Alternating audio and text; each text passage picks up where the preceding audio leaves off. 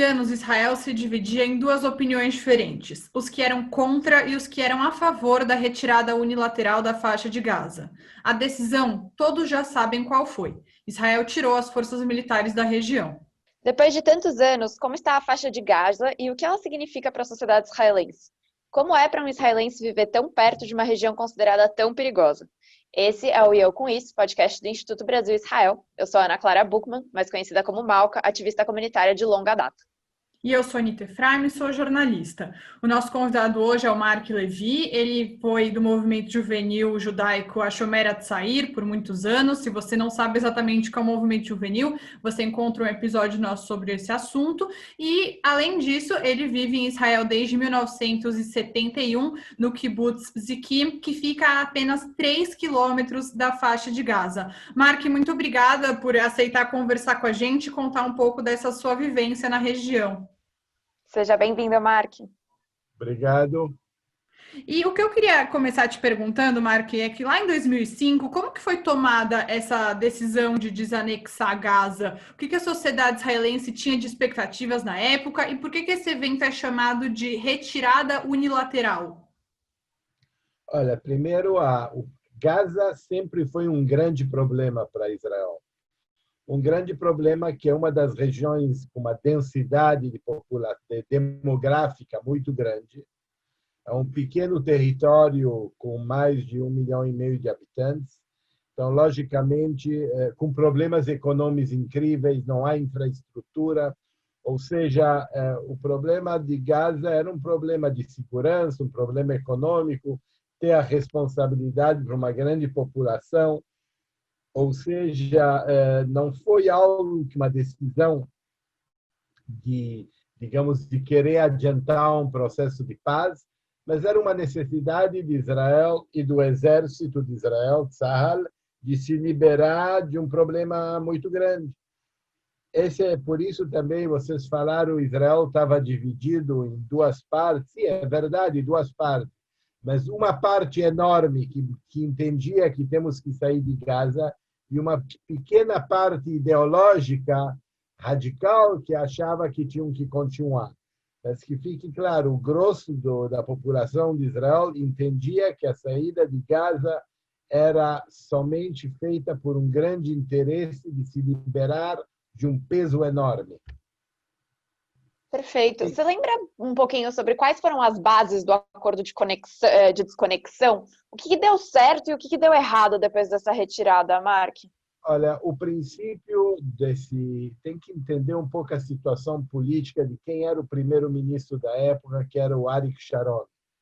O Arik Sharon fez o processo de saída de Gaza, mas sem um interlocutor do outro lado. O Arik Sharon não estava disposto de nenhuma maneira de dialogar com a autoridade palestina, ou seja, naquela época, Yasser Arafat. Assim que ele decidiu fazer uma saída unilateral, como vocês disseram muito bem, e eu acho que esse foi o grande problema, e esse foi o grande erro. Eu sempre fui a favor da saída dos territórios pela simples razão que eu não acho que tem futuro a política de dominar um outro povo. E é o que nós fazíamos em Gaza. A gente ocupava um território e dominava 1,5 milhão de palestinos que não nos queriam lá. Ou seja, a saída era um passo certo. O erro foi que, pelas visões políticas do Arik Sharon, ele fez essa saída totalmente sem interlocutor, sem partner do outro lado.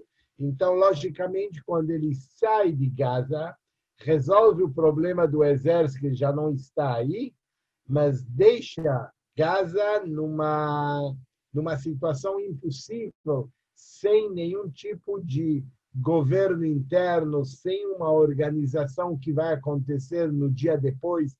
E não é por acaso que 1 ano e meio depois da saída de Gaza, o Hamas toma o poder e expulsa a autoridade palestina de Gaza. Porque realmente a coisa foi feita a partir de uma visão que era unilateral, anti-palestina, que de certa maneira dura até hoje essa mesma filosofia. Tá. Agora, eu, como pessoa que vive em Ziquim, é difícil, eu não vou dizer que a gente estava feliz com a saída, mas não desse tipo de saída. Eu quero que fique claro. Eu acho que nós não temos o que fazer em Gaza. Gaza tem que ser parte do Estado palestino, tem que se preocupar para que esse território comece a se desenvolver, mas a situação é impossível hoje em dia, porque hoje, na realidade, de um lado, Israel saiu de Gaza, mas fez de Gaza um grande gueto. Na realidade, Gaza não pode sair para nenhum lugar, porque na parte territorial ela é fechada pelo exército de Israel e também na parte do mar. Quer dizer, mesmo pescar, eles recebem uma dimensão determinada onde eles podem fazer a pesca, né? Ou seja, a saída é certa, não temos o que fazer em Gaza, mas, por outro lado, a solução de tornar Gaza um gueto fechado, uma pobreza total, não é a solução. Mark, uma coisa que você estava falando agora sobre as fronteiras, né? Qual que é o papel do Egito hoje em dia em relação às fronteiras de Gaza ou mesmo ajuda humanitária? Olha, tem que saber que o Egito teve, na realidade, 3 épocas nos últimos 15 anos. A primeira época, que é até mais ou menos 2010, 2011, que era dominada pelo presidente histórico Mubarak. Naquela época, na realidade, Mubarak não queria nenhum contato com Gaza e a população de Gaza não podia sair para o Egito livremente. Depois da Primavera Árabe, o Mubarak cai e há eleições e é eleito um Musri, Muhammad Musri, que fazia parte dos irmãos muçulmanos. Então, é um pouco a islamização do Egito. Aí começa uma espécie de relações positivas com o Hamas, que também representa os irmãos muçulmanos, mas dura muito pouco essa época, alguns meses, até haver um golpe, um novo golpe, com o atual presidente Assisi, que na realidade é um pouco a continuação da época do Mubarak. Assisi sabe muito bem que o maior perigo que ele tem interno são os irmãos muçulmanos, são os radicais islamistas. Então, logicamente, que ele tem uma política de cooperação secreta com Israel, porque ele não tem nenhum interesse que o que acontece em Gaza possa influenciar no território egípcio. Ou seja, quando há épocas de tensão, a primeira coisa que o Egito faz é mandar um representante para tentar acalmar as coisas. Essa é a situação. Então, basicamente, você não tem como sair de Gaza para o Sinai, né, hoje? Você pode sair, há a possibilidade de receber uma permissão, mas não é uma livre passagem. Né? Agora, há túneis que foram construídos em épocas diferentes, ou seja, há uma passagem, mas ela não é aberta, livre e legítima. Uhum. E Marco, eu inclusive estava a primeira vez que eu fui para Israel na minha vida foi em 2005, em julho, então poucos meses antes da desanexação, da retirada unilateral, e eu tenho muitas lembranças das pessoas na rua distribuindo pulseiras, faixas das cores azul e laranja. O que queria dizer cada uma delas e como que foi essa mobilização da sociedade na época?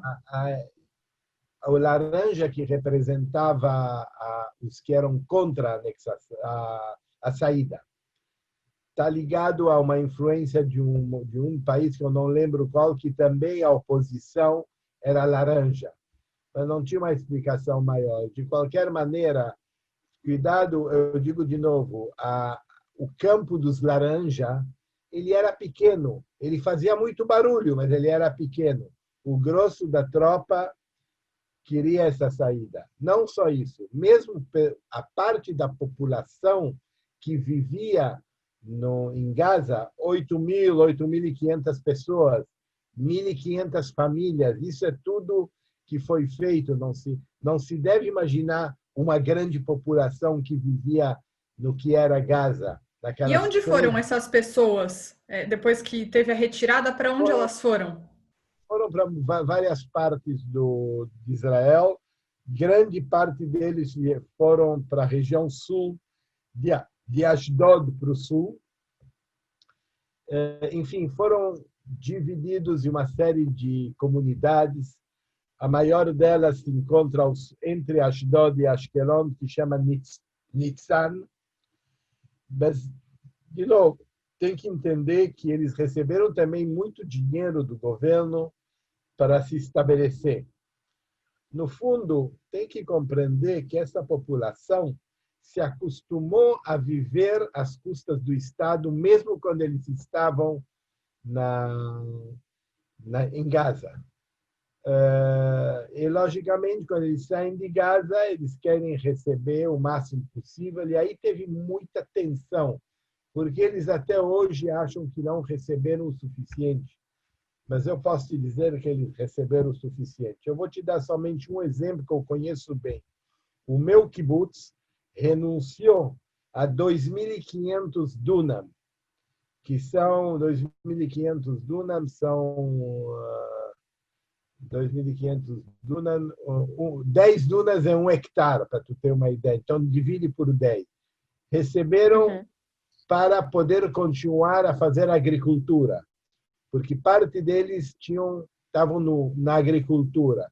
Então, eles receberam terras.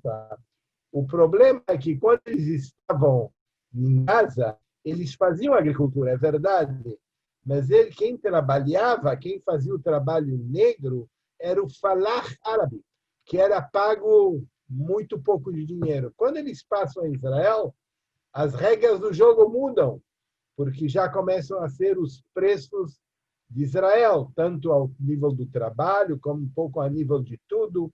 Ou seja, que de repente eles começaram a compreender que a agricultura não é um tão bom negócio.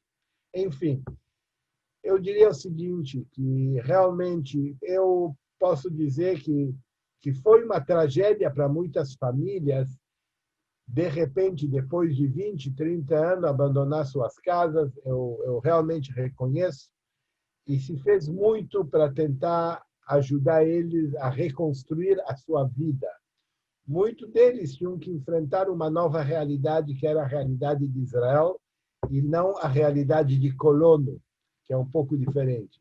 Aliás, não sei se vocês sabem, mas quando os franceses da Argélia saíram da Argélia e foram para a França, tinha uma população muito grande de franceses que eram colonos na Argélia, enfrentaram o mesmo tipo de problema, porque, de repente, de uma realidade em que eles exploravam o falar argelino, eles tiveram que voltar para a França, onde mudaram as regras do jogo, e já era mais difícil.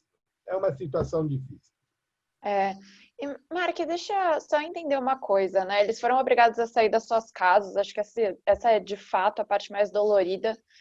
Ainda quando eu morava em Israel, eu cheguei a visitar o Museu de Gush Katif, e acho que foi a primeira vez que eu entendi o outro lado, talvez, da situação, das pessoas perderem suas casas. Depois do momento que se desalocou, né, esse espaço, o que aconteceu? Os palestinos tomaram conta dessas casas, dessas construções, ou isso foi destruído? Qual foi a decisão em relação a isso? Olha, o grosso foi destruído. Infelizmente, aqui já fala o ódio, ou seja, não é a lógica, porque a lógica diria: aproveitam tudo isso e capitalizam isso, né? Porque tinham construções, enfim. Mas, na realidade, você tem que entender que o nativo, o árabe que vivia em Gaza, enfim, viu que quem o ocupava e o dominava receberam um pontapé naquele lugar e foram embora. Então, eles queriam destruir tudo que eles tinham feito. Aliás, isso aconteceu na história. Sempre que um império dominava uma região, a primeira coisa que ele fazia era destruir tudo que pertencia ao passado, para dizer: hoje começa uma nova história, uma nova época. E foi um pouco isso. E Mark, em que momento que o Hamas tomou conta dessa região? A gente sabe que o Hamas ele foi eleito, inclusive, pela população de Gaza, mas como que foi? Foi logo em seguida? Demorou um tempo? E quais foram os impactos para vocês que moram tão perto de Para nós Gaza? foi um grande problema, porque com a autoridade palestina, que, de novo, eu digo, o Sharon não fez a saída dentro de um acordo com a autoridade palestina, nós temos excelentes contatos na Cisjordânia, na toda aquela região, o que aqui a gente chama de Yehudá e Shomron, Judéia e Samaria, eu acho. Ou seja, a autoridade palestina e era um interlocutor com o qual podia se dialogar. O Hamas já não. O Hamas pertence, é um pouco um filhote dos irmãos muçulmanos, representa o radical islamista. Então, logicamente, a atitude era uma atitude, desde o princípio, contra tudo que representa Israel, também com essa visão de que, no final, temos que vencer o sionismo. Quando o Hamas entra? O Hamas entra porque, na realidade, com a saída de Israel, não há governo. Na realidade, Israel sai e não deixa estabelecido uma organização que possa gerar a situação. E você sabe, uma vez, um homem muito inteligente, Shimon Peres, falou: os que escolhem Deus, Deus não os escolheu. Ou seja, Deus sempre teve muito sucesso em regiões pobres. E Gaza é uma região extremamente pobre, então, quando você vive essa realidade, você busca soluções imaginárias que Deus te propõe facilmente. Então, logicamente, em Gaza, teve uma tendência normal de buscar uma solução dentro desse aspecto religioso, e o Hamas toma o poder, me parece, em junho de 2007, ou seja, mais ou menos um pouco menos de 2 anos depois da saída. E desde então, logicamente, o Hamas não há diálogo direto. O diálogo é feito pelo Egito. Por exemplo, a história daquele soldado que foi sequestrado, Shalit. Imagino que Avner chamava Shalit. Sim, Gilad Shalit. Que é Gilad Shalit. Shalit foi preso durante uma das operações que teve, e todo o processo de liberar ele, depois de 5 anos, foi feito por intermédio do Egito. Ou seja, não há um diálogo direto, o diálogo é geralmente feito pelo Egito. Mas, logicamente, o Hamas, e ainda mais que o Hamas, o Jihad Islami, que recebe o apoio do Irã, são 2 movimentos extremamente radicais islamistas, e, logicamente, a situação, a relação não é fácil. Por isso, de tanto em tanto, nós temos operações, tensões, balões, mísseis, enfim. Alguns dias atrás, havia uma situação muito difícil no meu kibbutz. Semana passada, teve algo como 10 incêndios consequência de balões. Logicamente, não é uma situação fácil, houveram também mísseis, mas, por enquanto, acalmou a situação, porque entrou o dinheiro do Catar, acalma a situação por alguns meses e depois volta. Certo. Hoje a gente consegue falar que teve um enfraquecimento político dos campos de esquerda e centro depois da desconexão, Mark? Como a gente enxerga isso mais no campo político da sociedade israelense? Olha, eu vou ser muito mais extremo que você. A esquerda em Israel está desaparecendo. Eu sou uma pessoa extremamente de esquerda e eu acredito que a solução única para a esquerda israelense é uma frente comum árabe-israelense. Árabe de cidadãos de Israel. Você sabe, há 1.700.000 árabes cidadãos israelenses que vivem em Israel, gerações, que têm identidade israelense, enfim, passaporte israelense. Eu acredito, infelizmente, que o desenvolvimento em Israel foi um desenvolvimento que levou à direitização da população. Hoje em dia, eu acredito que mesmo aquilo que é chamado oposição ao atual governo em Israel é gente de centro-direita, que não devem não entender a coisa. Não é que a esquerda é direita. A esquerda em Israel, no melhor dos casos, tem entre 6 e 7 mandatos no parlamento de 120. Agora existem os árabes, que representam mais ou menos 15, 16 mandatos, mais ou menos 17% da população, eu acredito, e é o que eu estou trabalhando. Hoje em dia, eu participo de um grupo que tenta criar um diálogo com a esquerda árabe-israelense dentro de um objetivo próximo, esperamos, de criar uma frente, um pacto, uma frente unida árabe-israelense para salvar a esquerda. Não haverá outra esquerda, ela vai desaparecer. Para mim, uma tragédia política, ideológica, enfim, não me faz muitas vezes, inclusive me deprime, mas essa é a situação. E, Mark, uma questão que eu acho interessante de você explicar também é quais que são as discussões de hoje em relação a Gaza, você que tem uma vivência muito próxima, mas o que as pessoas em Israel falam, o que mesmo a direita acha sobre Gaza, acha que tem muitas incursões militares, inclusive em Gaza, você mencionou os túneis, a questão dos túneis há alguns anos veio super forte de terem túneis construídos pelo Hamas entre Gaza e Israel, uma maneira de chegar a Israel sem que o exército soubesse. Quais que são essas discussões que se tem hoje, as principais preocupações? Olha, eu vou te dizer a coisa de uma maneira muito, muito enfocada, sem muita filosofia. A grande discussão que existe em Israel é a favor ou contra a ocupação. Não existe outra discussão. Tudo depende da tua visão a partir dessa questão. Quem é a favor de continuar a ocupar os territórios? Por várias razões, eu não entro aqui, podem ser razões políticas, religiosas, ideológicas, enfim. Quem pensa que o grande Israel tem que se manter ao máximo, ou seja, renunciar a poucos territórios, faz uma coisa muito simples. Quer continuar a divisão entre Gaza e a Cisjordânia. É o que faz o Netanyahu. O Netanyahu e o governo de Netanyahu constantemente separa. Ele quer continuar a aprofundizar essa divisão que existe entre Hamas e a autoridade palestina, porque isso serve a ele nesse principal objetivo, que é continuar a ocupação.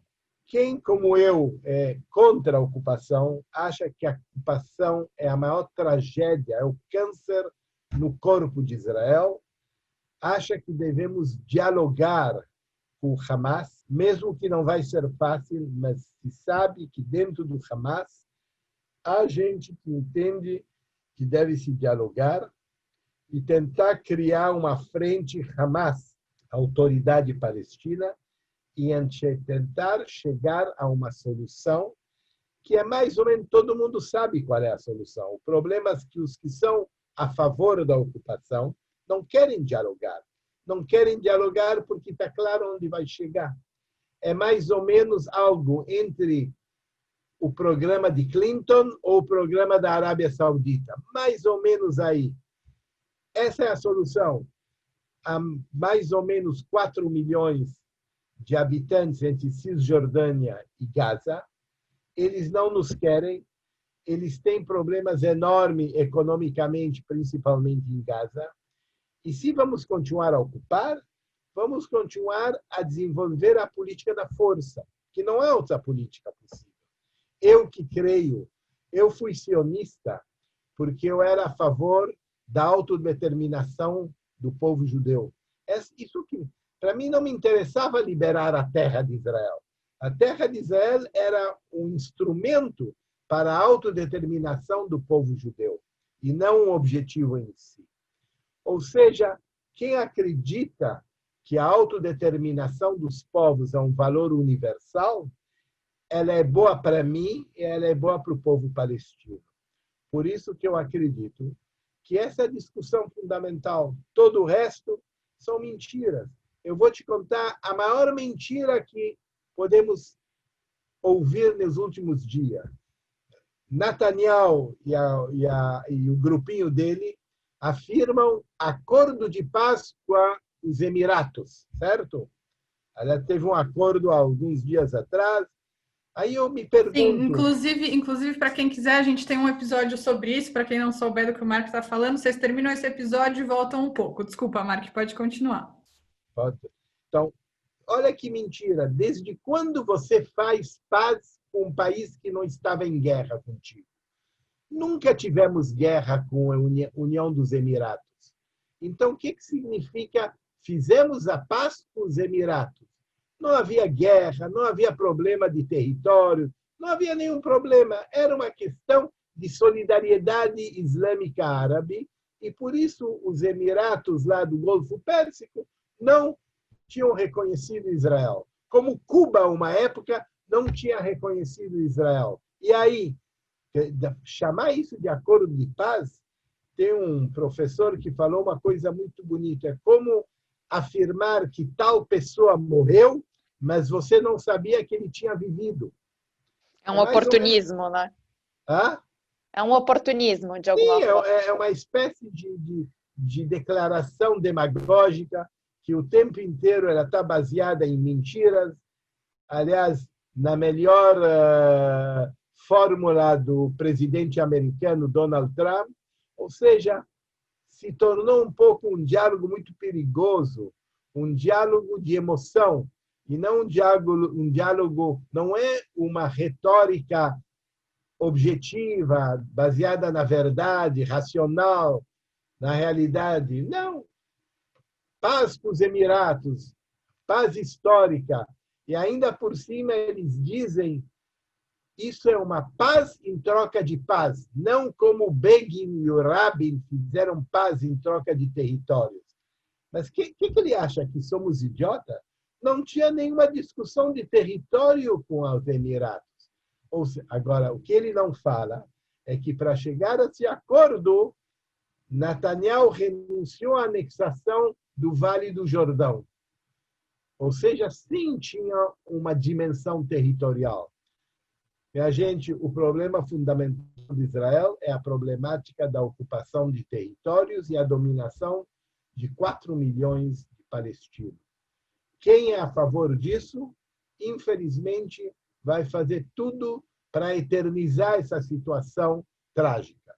Quem, como eu, pensa de que devemos encontrar uma solução e ela será política, entende que devemos dialogar com os nossos inimigos. Perfeito, Mark, está super claro. E assim, para a gente fechar, uma última pergunta, como que o bloqueio tem afetado sua vida aí, ou como que anda a sua rotina em relação ao conflito, que eu já nem sei mais se é uma guerra, né, porque é um conflito que hoje está gerenciado, né, a gente também não entra em Gaza, teoricamente, desde 2014. Como que isso tem afetado sua vida hoje em dia? Se você já vivenciou algum atentado mais de perto, como você tem enxergado isso? Primeiro, assim, olha, no fundo, a nossa vida em Israel, mesmo eu que vivo a 3 quilômetros de Gaza, não tínhamos, infelizmente, contato com Gaza, a não ser numa época muito passada, nos anos 80, 90, antes de chegar a primeira intifada, que foi no final dos anos 80. Desde aquela época, na realidade, israelense não entrou em Gaza, porque há atentados, enfim. Na minha época, no princípio da nossa época em Ziquim, eu fiz Aliyah em 71, a gente ia para Gaza, uma para comprar shrimps, que não tinha em Israel, que não é kasher. Então, a gente ia para Gaza e comprava os shrimps, os calamar, enfim, para fazer uma paeja, enfim. Ou íamos consertar a bicicleta, ou comprar coisa que era bem mais barato.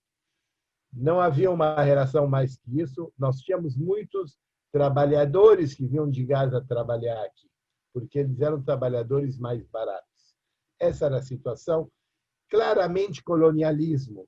olha, não tentem procurar a pureza da alma judia. Não. A gente se comportava como colonialista, explorava eles, enfim, essa era a situação. Ou seja, o bloqueio tornou isso mais oficial. A gente vive sem nenhum problema com isso. Quem sofre é o outro lado, porque grande parte dos palestinos, trabalhando em Israel, conseguiam trazer um salário para a casa deles e viver um pouco melhor. Esse bloqueio faz com que eles não tenham trabalho, eles têm que ter, poucos podem entrar e trabalhar, e infelizmente a economia de Gaza é muito precária, então logicamente há problemas econômicos muito graves. Aliás, essa é uma das críticas que eu tenho nas dezenas de anos que nós estivemos em Gaza. Não nos preocupamos em desenvolver uma economia, possibilitar que eles tivessem o que perder. Porque você sabe muito bem, quando você não tem o que perder, então você aceita ser terrorista, porque de qualquer maneira você não perde nada, você está de qualquer maneira numa péssima situação. É uma pena que eles não aproveitaram e não ajudamos eles a desenvolver uma economia que eles tivessem o que perder. Eles hoje não têm o que perder, eles vivem numa miséria total, a parte de uma percentagem muito pequeno que é próximo ao governo.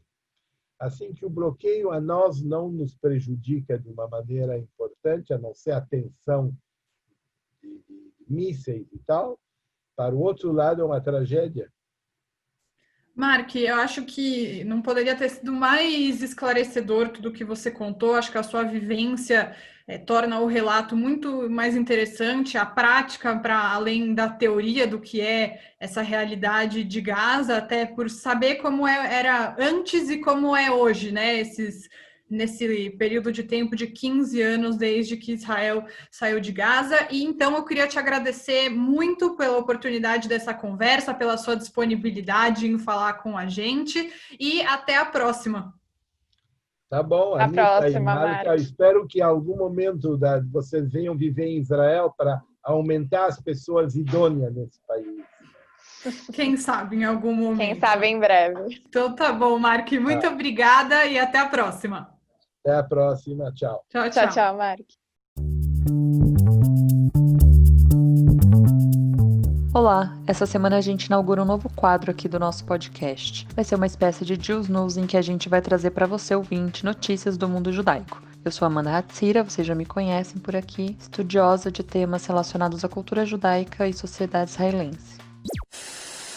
Ladies and gentlemen, shalom and welcome on board El Al flight number 971 from Tel Aviv to Abu Dhabi. This is Captain Tal Becker speaking. We are very pleasant to host you on board the historic flight from Tel Aviv to Abu Dhabi. Esse áudio que você acaba de ouvir foi o que disse o piloto da El Al aos passageiros da aeronave que protagonizou uma rota histórica entre Tel Aviv e Abu Dhabi. A mensagem aos 175 passageiros, entre autoridades civis israelenses e americanas, além de profissionais da imprensa, seguiu dizendo, abre aspas, esse voo registra 2 eventos significativos na história do Estado de Israel e representa mais um passo na direção da paz na região. Pela primeira vez, um avião civil registrado em Israel fará um voo sobre a Arábia Saudita e pousará nos Emirados Árabes Unidos. Fecha aspas. O voo durou 3 horas e 17 minutos, saindo do aeroporto Ben Gurion na manhã da última segunda-feira, na missão que fez parte do acordo de normalização de relações entre Israel e os Emirados Árabes, o que pode abrir precedentes para outros tratados semelhantes na região. Se você quiser saber mais sobre o que foi esse acordo, a gente já tratou do tema aqui no podcast, numa conversa mais detalhada com o jornalista Diogo Bersito. Vale a pena escutar. Outra notícia que impactou o mundo judaico essa semana foi a nova lei de repatriação de judeus na Áustria. O país passa a oferecer cidadania aos descendentes dos judeus que fugiram do Holocausto. Na época, cerca de 120 mil refugiados judeus fugiram da perseguição depois que os nazistas tomaram poder na Áustria em março de 1938. O segundo destino mais comum depois dos Estados Unidos foi o Reino Unido, com 20 mil refugiados registrados em 1945. Hannah Lessing, secretária-geral do Fundo Nacional da República da Áustria para as Vítimas do Nacionalsocialismo, comemorou a lei, ainda que reconhecendo seus limites. Abre aspas. Esta lei é um passo importante que diz que a sociedade austríaca está finalmente pronta para receber as famílias que foram afastadas. No entanto, como outros gestos, nunca pode realmente compensar o Holocausto. Fecha aspas. Serão milhares de cidadãos descendentes de refugiados judeus que poderão solicitar a cidadania austríaca a partir da nova lei, que é também uma reparação histórica aos seus ancestrais. Essas foram as notícias de hoje e semana que vem tem mais. Até lá! O Eu Com Isso teve produção de Ana Clara Malka Burman e Anita Efraim, edição de Amanda Hatzira e apoio de Daniel Dueck, Marília Neustein e Rafael Cruxim.